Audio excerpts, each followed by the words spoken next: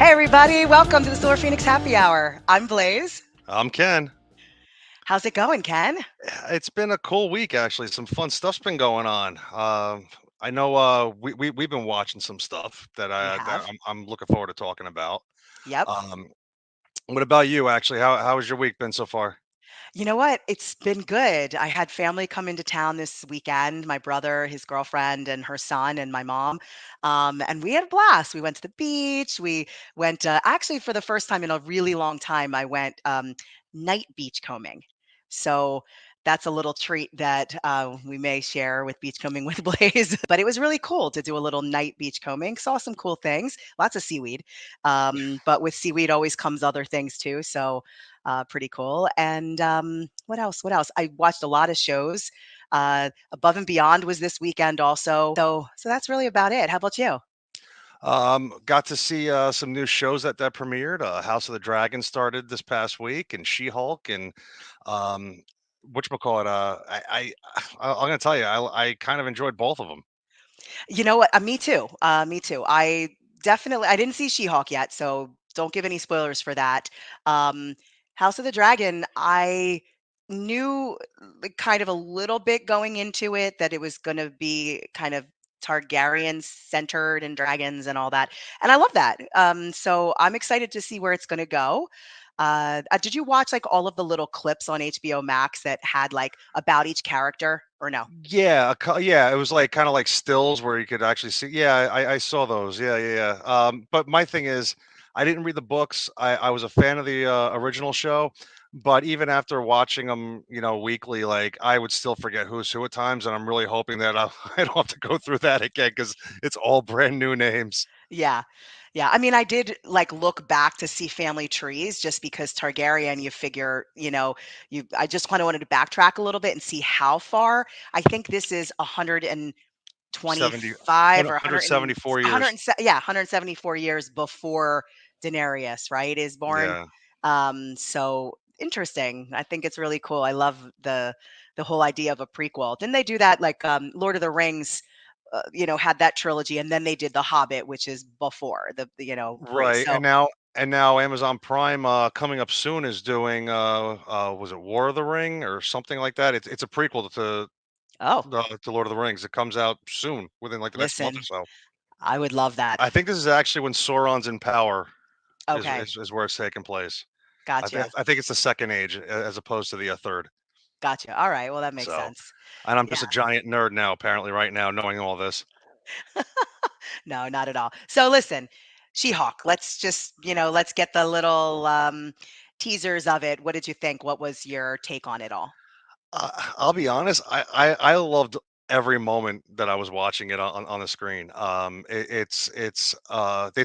did a very clever job of nailing the origin very quickly, getting it out of the way. It was done very quickly, and once the origin hits, it's everything from there is boom. Mm, It hits the ground running. It doesn't stop. A lot of humor, which I was hoping for. We actually get Jennifer Walters, the She-Hulk, actually breaking the fourth wall, talking to the audience, just okay, like one of my favorite memories of the comic books in the 80s and 90s by John Byrne was they would do things where she would actually talk to the reader while they were reading the book. So I'm glad to see that they did stuff like that. Um, and the fact that they are fitting in the whole fact that she's a lawyer and we're getting stuff in the courtroom and her dealing with the fact that she is a Hulk and right, she's not like her cousin Bruce. She can actually control how and when she changes, okay, and she's actually more confident and in charge when she's green. okay. So it's pretty cool. I have a funny, I saw on Instagram one of my friends, Tamala, who is an actress. You might have seen her she's been in a bunch of different movies and stuff, but Tamala D'Amico. And she has a new song out too. So I should have her come on in the next couple weeks. Maybe this is a good way to get her to come on, Tam, if you're listening. Um, but she had written something where I guess she saw an ad for it and was confused. She didn't realize that it was for the show for She-Hulk. So it was very funny when she finally realized that it was actually a commercial, an advertisement billboard. But yeah, we'll have her come on and talk about it. It was pretty funny, and all of the stuff she's doing. She's got quite the career going, and so yeah, she'll have some good things to talk about. But speaking of friends, you have a friend coming today. Yeah, we have Fox Trail Productions. I know Mandy Del Rio will be joining us tonight. I haven't had a chance to talk to Mandy or her partner Jack Thomas Smith in a long time.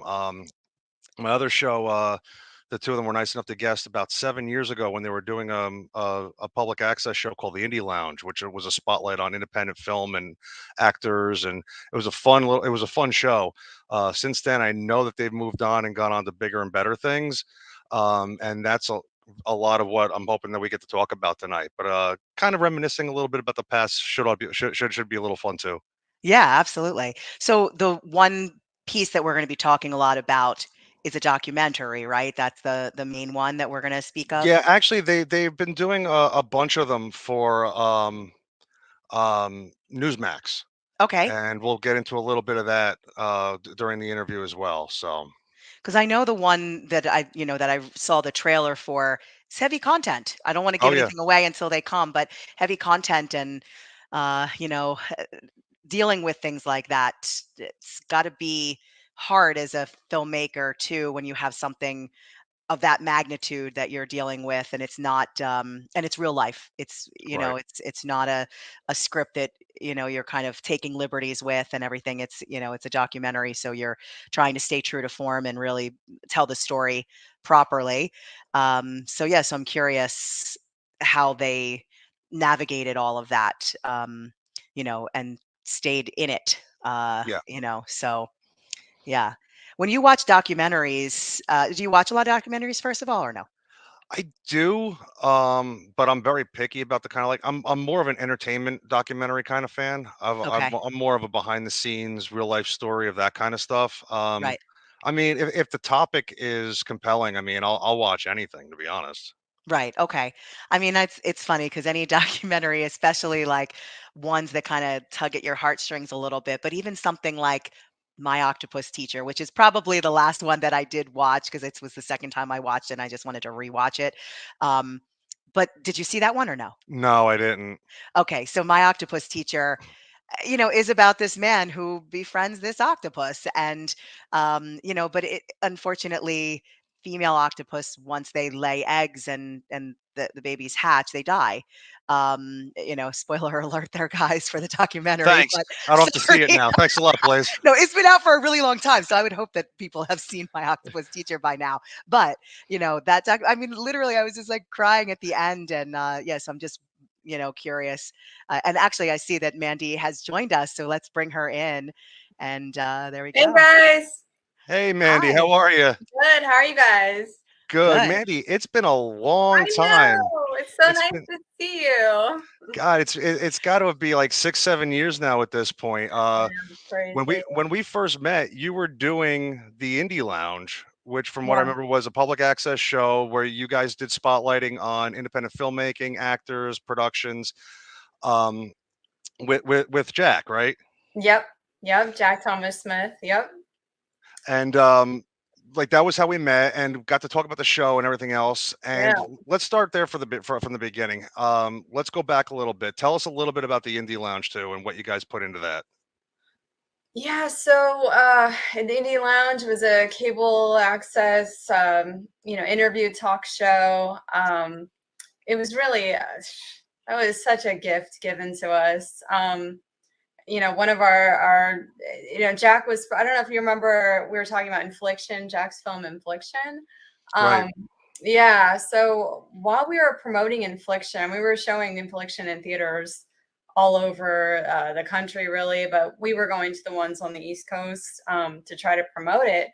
And one of the screenings, we met a man named Howard Grossfeld, and he was he basically knew someone who had a theater, and his name was Art Benito. And Art Benito also happened to run the cable access channel for Morris County, New Jersey.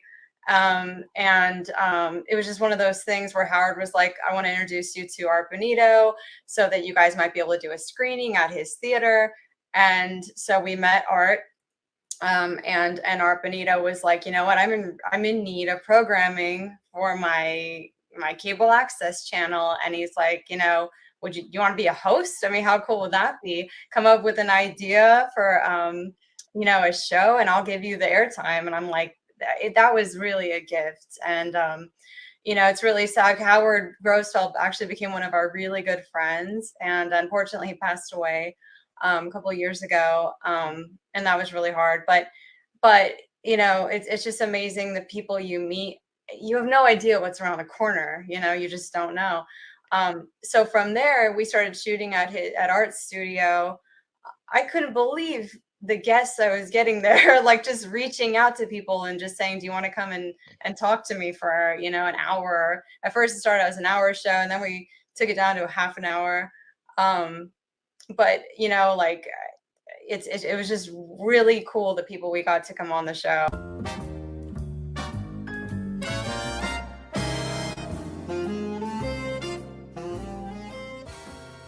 Welcome to the Indie Lounge. I'm your host, Mandy Del Rio. We have a fantastic show lined up for you today.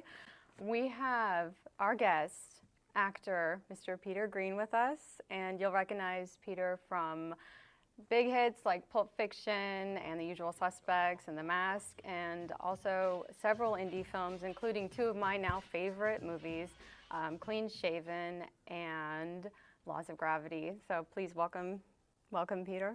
Thank you. Thanks for having me.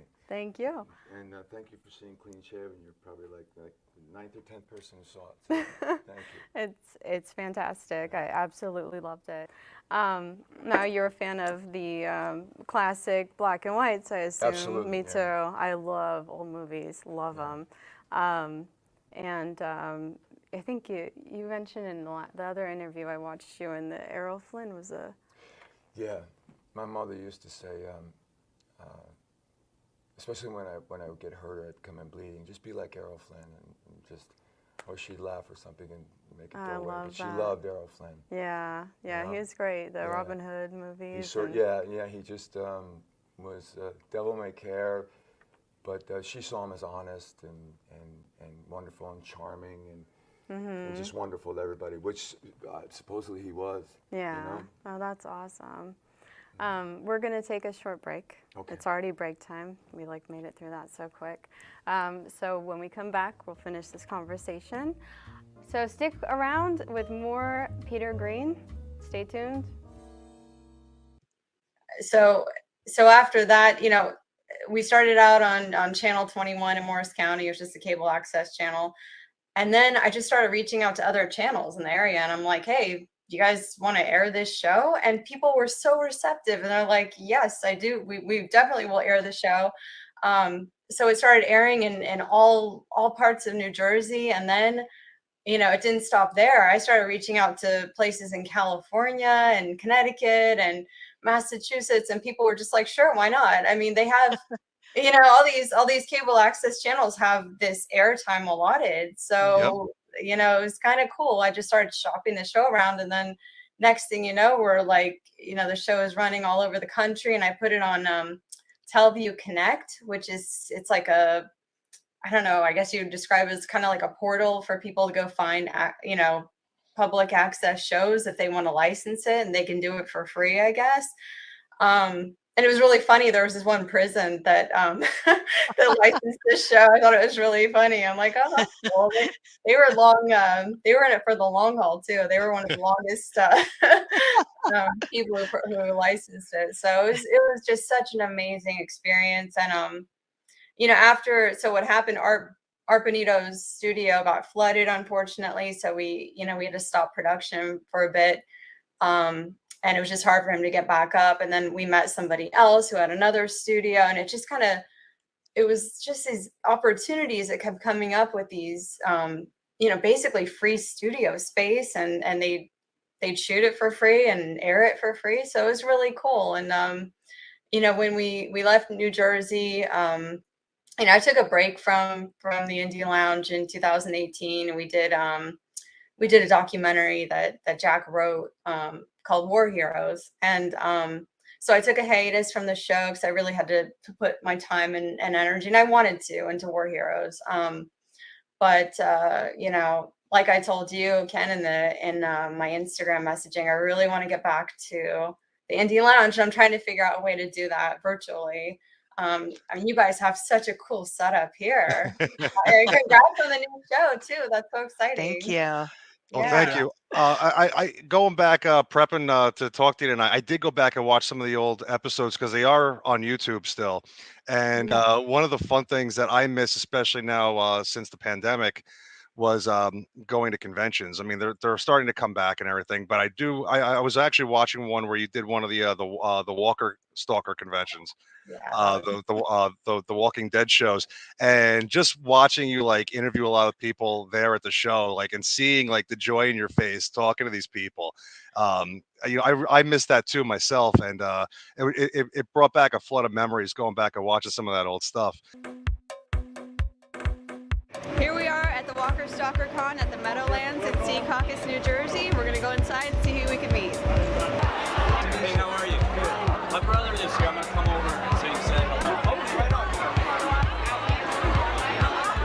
The first film I did was this old film, but called Cry Funny Happy that went to Sundance. oh nice. And then I did this other film that eventually was called Unnecessary Death that went to South by Southwest and won the audience award at AFI. Most of my early career was all indie film. Walking Dead was fun because I have done a lot of independent films where you go, you get paid hardly anything, but it's really enjoyable. Like I did one last year. I've done a lot of films that have been at Tribeca, which is a lot of fun to do too. And The Walking Dead is weird because you do an independent film and not many people see it. It's very satisfying. And then you do The Walking Dead and all of a sudden people in Japan are writing to you. It's just kind of odd. Oh, it's so cool. I know, isn't it awful how life has changed so much in the past 2 years? I mean, Yeah. it's nuts. So did you used to go to all the Chiller? And I mean, we used to go to We Chiller did and all of it: Chiller, Monster Mania. Yeah, yeah, yeah. you're right, it's coming back. So hopefully, you know, hopefully it'll really come back. We really want to go to Chiller this year.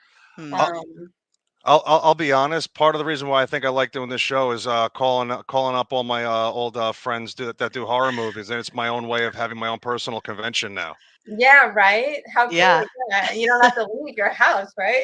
Yeah, right. Exactly. It's great. Mandy, do you have a favorite person that you've interviewed that really like either moved you or just was so funny, or do you have somebody Oh, in mind that you can think of, or even a so couple? so many. Oh my gosh. Literally everyone has been just amazing for even agreeing to come on my show. Yeah.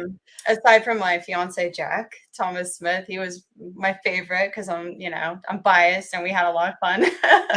That doesn't um, count. That doesn't yeah, count. yeah. No, see, I was like, "Oh, that's such a good answer." And he's like, "That doesn't count." Um, Actually, real quick, is Jack there with you tonight, or? he's not in the room. Oh, okay. No, but I could get him. No, no, no, no. Well, right. No, I'm not saying right this second. You Yeah. know. He would have loved to have come on. He wasn't prepared, so he'd be like, "Oh, my hair's not cut or anything." That's me. That's me before every show. I'm in the bathroom throwing everything together. You know. Yeah, yeah. No, that's but as far as the guest, Peter Green, who starred he was in The Mask. He played the bad guy in The Mask. He was in The Usual Suspects, which is one of my favorite movies. One of the Yeah. best movies ever. Yeah. Right? Oh my God, I love that Yeah. movie. So he was just, it was so cool. I forgot we were doing an interview because we were talking about movies and we just kind of caught up in like stuff we liked, I mean, that was like, he was just so real and that was cool. Everyone's been really real. I mean, I don't know. It's hard to say. Vince Papale was awesome. Mm. He's the NFL player. Yeah. Yeah, his story was really cool. And he's just such a sweet person. And Robert Fornaro from The Sopranos, like it was cool talking to him about James Gandolfini, because that The Sopranos, I mean, it's so many people's, one of their favorite shows, definitely one of my favorite shows. And he got emotional when talking about James Gandolfini, and that was just so cool to get that insight. And he talked about working with Scorsese and Vinyl, and I love that show, Vinyl. I don't know if you guys Yeah. saw that, but I thought that Yeah. was Yes. a good Yes. show. Yeah. Yeah. So yeah, no, and then it was weird. I guess like the ones that were larger than life were kind of weird. Like Donnie Most was kind of weird to interview because I grew up watching Happy Days, Yeah. Yeah. so it's kind of surreal to be sitting with him, and he was just so humble and so nice and so just Don, he's just like regular dude. Um, but yeah, I mean, it was cool. Oh, Lou Temple. I can't forget Lou Temple, from Walking Dead. And he was in Walking Dead. I'm sure you guys know who he Hmm. is. But it was really cool because we were both extras. When I was a kid, I was an extra in Angels in the Outfield. And that was shot in Oakland, California. And what's crazy is that he was an extra in that too. And before I interviewed him, I try to do homework on everybody I interview. I try to get as much info as possible because I like asking people. I really just want to know about them, Yeah. and I want people to know about things maybe they didn't know before. So I found out he was an extra. So I'm like, all right, we were in a movie together. So it was cool because then he was like, he wrote me an email afterwards and he's like, you know what? He's like, thank you so much. He's like, that was so special that you remembered that and that you brought that memory back to me. So that was really touching. That was really touching. So Well, many. I well, miss I miss it so much. Yeah. Well, it's funny you bring back like the idea of prepping for guests and researching. I remember the first time I had spoken to you guys and researching you, and we brought that up, the fact that you were an angel in the outfield, and I remember you lighting up when we were talking about that too. I mean, um, it's got to be fun going back and reminiscing, especially when you meet someone that you've actually worked with or surprised you that you actually wound up working with. You know. Yeah, for Well, sure. let's jump forward. Indie Lounge is now over. What have you been guys? What do you guys have been up to since then? It's so Because this is crazy. actually really very cool. Yeah. Yeah, thanks. It's really crazy. We actually have been doing documentaries. We joke about it. We've kind of become somewhat, you know, what is it? Investigative journalists. So we went from entertainment to kind of doing investigative journalism. So we started doing, like I said, we did a documentary on our own called War Heroes, and we got Chris Pirano, he's one of the Benghazi heroes, to host it, and that was the most amazing experience, one of the most amazing experiences ever. War Heroes was about um, basically we profiled a soldier who had been killed in Iraq, and we got to know his family, his friends. We got to know him through them. So we made him the star of the documentary, because it's really important. We're really big on military, and first responders and police and all that. So we really just wanted people to know who Sergeant Ryan E. Doltz was. So basically, we did a documentary all about him, and that actually led us to the next documentary. We've actually been contracted by Newsmax to do factual, non-biased, documentaries, which has been amazing. It's been amazing. I mean, we're very Jack and I are very we don't like spin, we don't like, you know, agenda, we don't like slants. And this is the perfect relationship for us because Newsvax they're just so awesome to work with. And they really want to make sure that everything is fact checked and fact based. And that's us, so that's been really amazing. We've been in the world of documentaries now since just 2021, but we've done, we're on our, what is it? I think we're on our fifth one. It's hard. It's like I'm losing track. Wow. We're on our fifth documentary now. Well, let me ask you because a lot of the subject matter that you tackle is very heavy. It Uh, is. like, It is. can you get us into a mindset like after you've been interviewing people and after you're actually starting to tell a story that's traumatic and how it affects you too as you're working on it? Oh, geez. It affects me so personally. Um, I get attached to people, and I get attached to stories, and it doesn't leave when we don't work with these people. It doesn't leave. Like, we're still in touch with, like, someone throughout every documentary, at least one or two people. But you get very attached to people when they trust you, and that's very important to us, that they do trust us, and they can trust us. Like, we don't put anything, if they said something, they're like, hey, we don't want this out. It will never ever see the light of day. Right. um, we have a very tight crew too, who's very respectful with the guests. And but yeah, no, I there's a few stories in particular that really don't leave you. One of them, I don't know if you guys have heard of David Dorn. David Dorn was killed during the George Floyd riots. He was a retired police captain, um, family man, really good guy. He went to go check on his friend's store that was getting robbed, and the looters gunned him down. Someone showed his video of him dying on Twitter. I happened to stumble across that like way before we were even doing these documentaries, and that haunted me, because it just reminded me of my dad, or my somebody I love sitting there, dying, and I was watching it. So that stuck with me.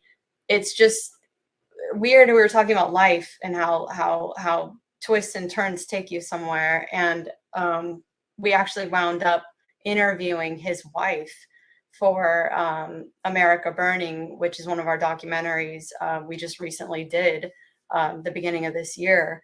And it was just so weird, like, how weird is that story really stuck with me. And I got to know his wife, and about him and his family, and it just things like that. You just learn the personal. It's different. There's a difference between seeing it on a headline, or on Twitter, and you're really not connected to it. But then when you meet these people, and you realize there is a person behind this story, it just, for me personally, it doesn't go away. You bring up again one of the sad aspects, or one of the most some of the upsetting aspects of working on it. Can you give us some of the lighter things, some of the stuff that you were really very happy by the end of, or things that actually uplifted you too? Yeah, I mean, all the relationships, all the people that we get to work with are so special in every way. And I love that we've connected with people, like even from War Heroes, the first documentary we did about Sergeant Ryan E. Doltz. We're friends with his family still. His mother, Cheryl Doltz, is just, she's like part of our family, whereas we think about her all the time. We contact her, we stay in touch with her, and his friends too. I'm friends with all of his friends that we got to know on Facebook. And it's the same with every documentary. We've made some kind of personal connection, and that is so positive. That's my favorite part of doing the documentary, is just all the cool people we get to meet, amazing people we get to meet, and actually building relationships with them. That's really cool. And I assume telling their stories too is a big aspect. Absolutely. Yep. Or their loved one's story, or their personal story. And yeah, it's like, I don't want to say it's rewarding, because it's not about me, but it is to get their stories out there. You know what I mean? Yeah, Absolutely. absolutely. It kind of feels like, when you were saying just documentary, but even just life in general, when you have Mhm. that connection with someone and they can just be stripped down to just say, how they're feeling, and kind of, if especially if they've gone through something traumatic, or even if they've gone through something amazing and they're sharing it with you, to be able to just be on that level. I used this word last week in our podcast. Authenticity is Mhm. everything for me. That word seems to keep popping up, but it's so true. And I can kind of sense that with you, that I'm looking forward to watching other things that you have, coming up in the future as well. Have you ever worked with the Siller Foundation, Stephen Siller? Yes, The Tunnel of the Tunnel Towers? of Towers. Yeah, Yeah. actually, yes, we interviewed Frank. Did Frank you? Kelly. Yeah, Okay. we did. He He's was an amazing guy. oh my God, I love him. Yes, Yes. we love Frank. He's amazing, and I can't believe the things he's done. I mean, it's just it's phenomenal. And we did a 9/11. That was our second documentary for Newsmax. It's called 9/11: The Day That Shook the World, and we were so lucky to interview him. And his story, it's just it's so heartbreaking, but like he said, he turned it into something positive. So he's great. Yeah. So let me ask you, where do you guys go from here? What else do you guys have upcoming? Well, we're finishing up right now we're finishing up a doc. We're in the home stretch of that one. And and that's actually a second part from another one we did called Day of Outrage. This is a follow up to that. So we're doing that, and then Newsmax said they have something else in mind for us, but we're not sure yet. But Cool. and I hope, like I said, I really hope to get a podcast going myself. Kind of hoping to bring back the Indie Lounge, maybe change it a bit to kind of incorporate a few other things I've learned along the way. So I'm really hoping to figure out how to do that. Maybe we'll be guests on your show. I would love that. Yes. Or hey, Yes, listen, absolutely. we're open for segments too, so keep that in Yes. mind. Okay. Yeah, Yeah. no, it's a promise. I definitely would have you guys on. I just, like I Yeah. said, I got to figure out how to do it.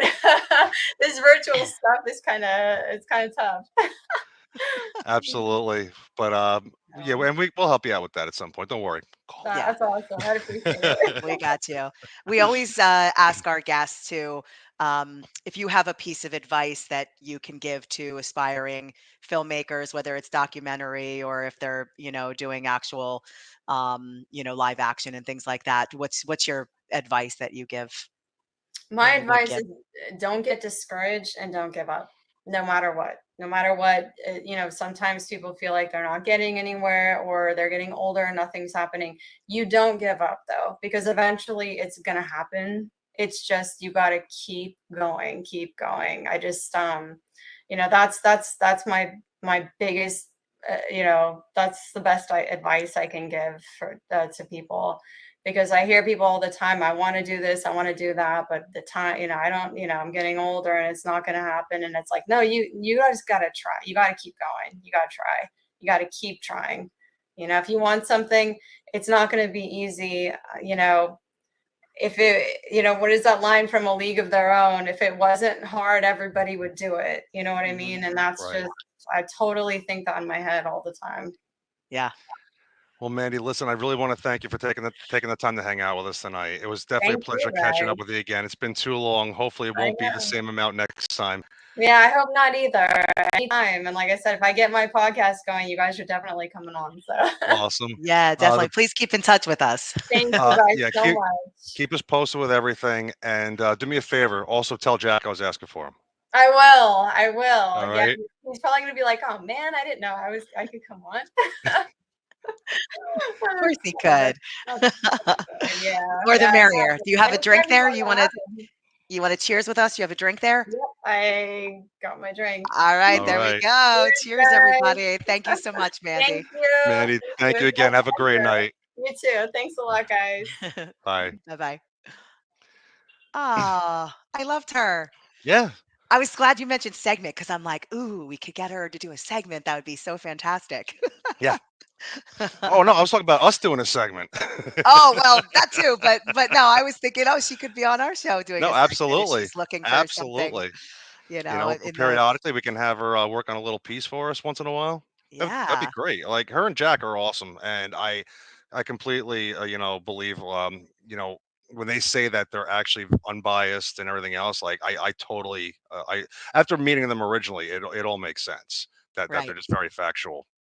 I But love that they are a husband and wife duo as well. I think like I always thought that maybe since I've been in this business for so long, I always thought that maybe I would like marry someone or date someone in the industry and we could team up, or at least like somebody who appreciates it and would team up with me, but I always vowed that not I yet. would never. I always vowed that I would never do that, and it brings me a lot of happiness and joy to see that it can actually work.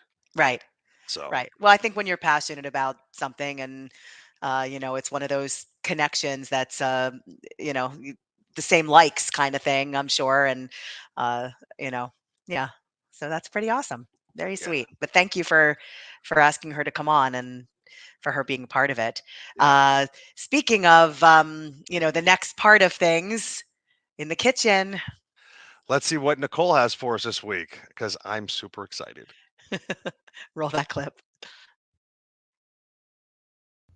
Hey, Ken and Blaze. I know you all were talking to a documentary filmmaker today, and I thought it was the perfect time to talk about quote unquote real versus processed foods. And I think there are a lot of misconceptions and a lot of guilt surrounding the idea of consuming processed foods when in reality, almost everything that we consume is processed to some extent. Like, say, for example, one of my favorite things to eat in the world, ground beef, it has been processed. It has undergone the process of being ground up from a whole cut to that delicious crumbly ground beef, right? Look at something like frozen vegetables. They went through the process of flash freezing. Really, so many different things can be considered a process. And I think what we're really talking about is ultra processed foods, things that have a really long list of ingredients and maybe are really far from their natural state. Well, I'm here to tell you that those foods are okay too. And here's why, but you thought I was going to go in another direction there. So a lot of quote unquote ultra processed foods can actually be a huge vehicle for nutrient density. So let's take, like, I don't know, maybe we have some viewers who are super busy moms and they're not meal planning an entire week. You take something like a frozen pizza. Oh my God, frozen pizza. Ugh. Yes, take something like a frozen pizza and maybe you grab a bag of salad. I talk about these all the time. And yeah, that bagged salad, it's been processed as well to a lesser extent, but someone has gone and taken the prep out of cutting up those vegetables, washing them for you so they're ready to go. On top of that, maybe we're taking a really easy protein source. Maybe we're taking like a prepared chicken strip and putting that on top. So does it all fit together? Yes. Can we use these foods again as drivers for more nutrient density because they're convenient?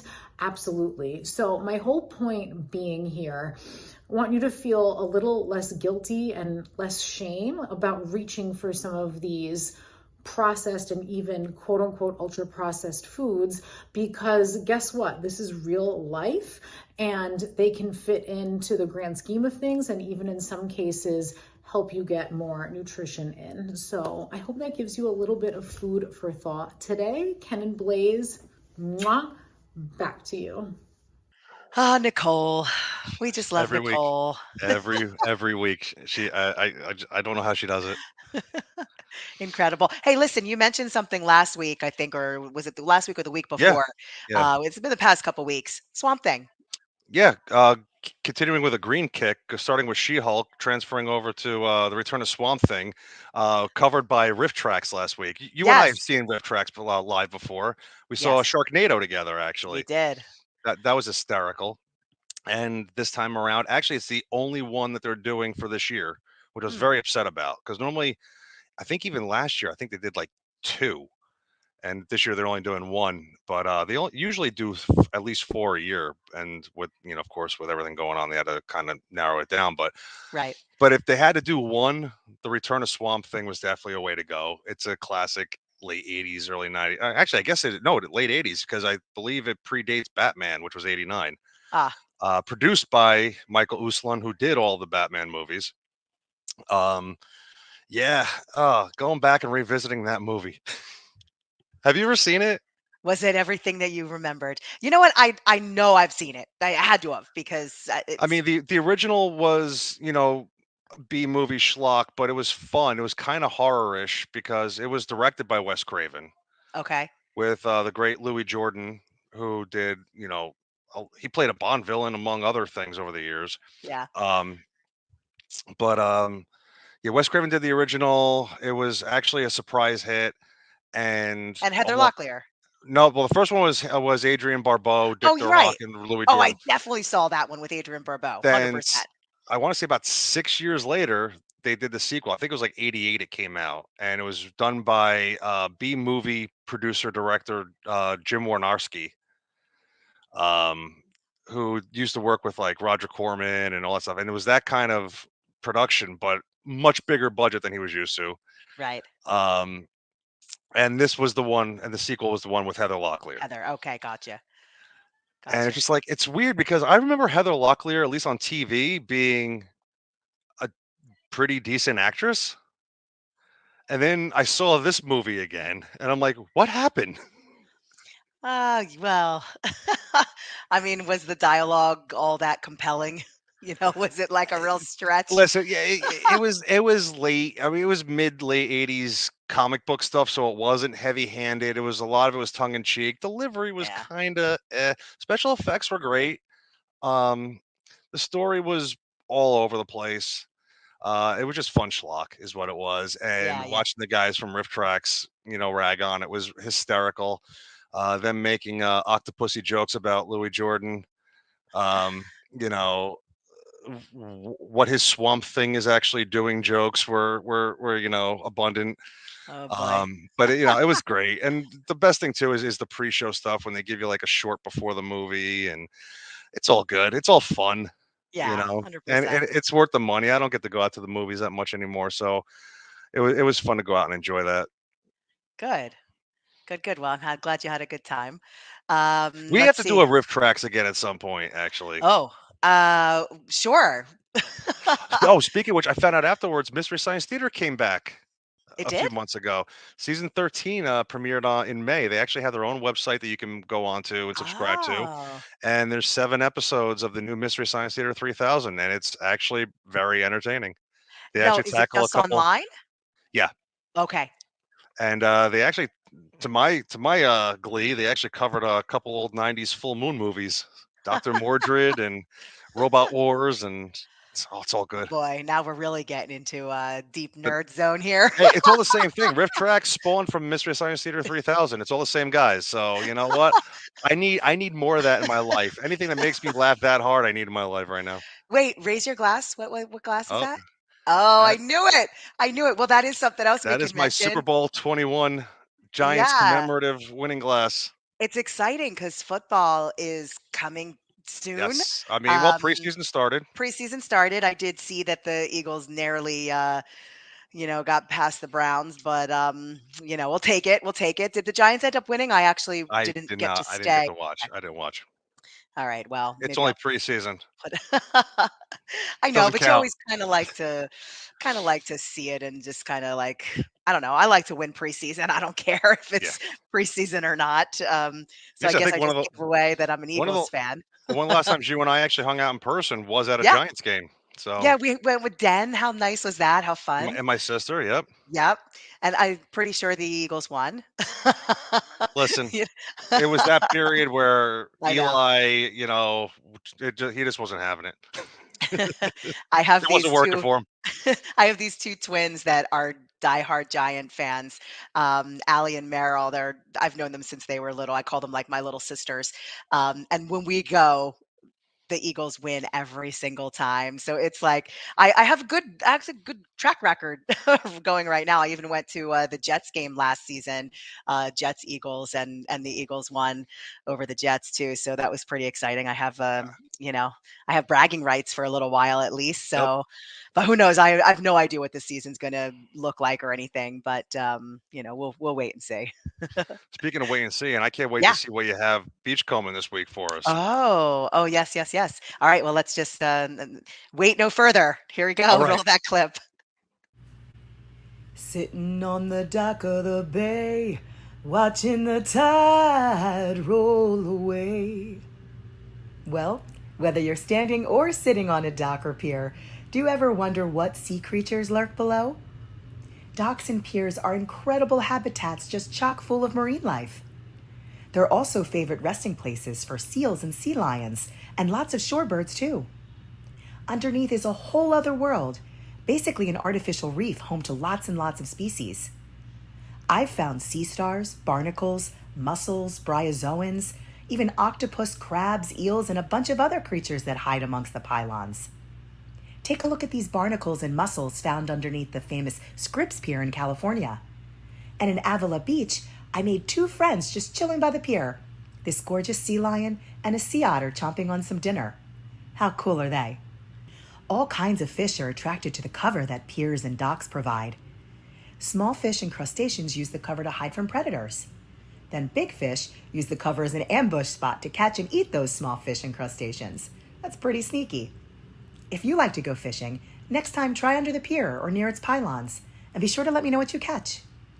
Well, until next time, explore, learn, love the adventure. It's like I tell Nicole, I don't know how you do it too. It's just it's it's getting more fun every single week too. I'm And I'm really enjoying it. the fact that you still tie it into each week is incredible. So Thank you. Thank you. Thank you. Well, listen, and speaking of thank you, yes. Foxtrail Productions, Yes, your and I dear want to friends. special thanks to Mandy Del Rio for hanging with us tonight, and also a big shout out to Jack Thomas Smith. I wish he could have been there. I wish I see that part might have been my fault. I was talking with Mandy, for the last couple days going into this. I thought I had mentioned both of them. Maybe I just said her, and if I did, I apologize. But it all worked out, and actually, you know what? We'll have Jack on by himself for another episode. There we go. Even better. But that'll All right, do it for guys. us. That does it for us. Have a great week, everyone. See you next week.